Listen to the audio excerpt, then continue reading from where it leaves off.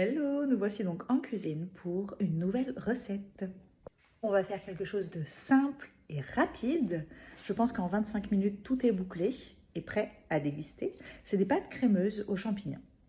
Je commence par faire chauffer jusqu'à ébullition une grande casserole d'eau salée pour remettre les pâtes après. Et pendant que l'eau chauffe, je vais m'occuper des champignons. Je vais les éplucher et les couper en fines lamelles. J'ai pour habitude d'enlever les pieds des champignons et de les jeter en fait tout simplement. Vous en faites quoi? Ça fait quand même pas mal de gâchis mine de rien. 12 gros champignons.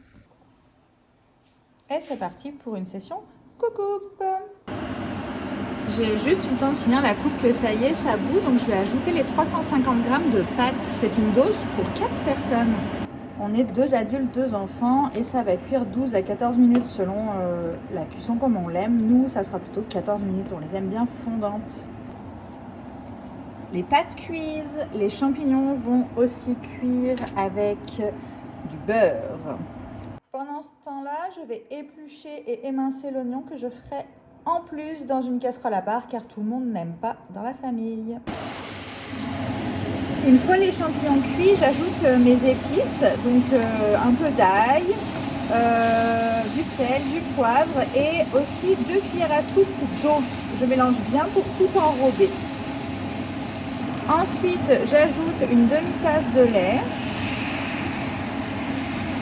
J'ajoute également du bouillon de légumes en poudre, 8 g de bouillon de légumes et je mélange le tout. J'attends que le lait se réchauffe. Puis j'ajoute 100 g de fromage à la crème du type Philadelphia. Je remue en attendant qu'il fonde. Pendant ce temps, j'égoutte les pâtes. J'y ajoute un peu d'huile d'olive pour ne pas que ça colle.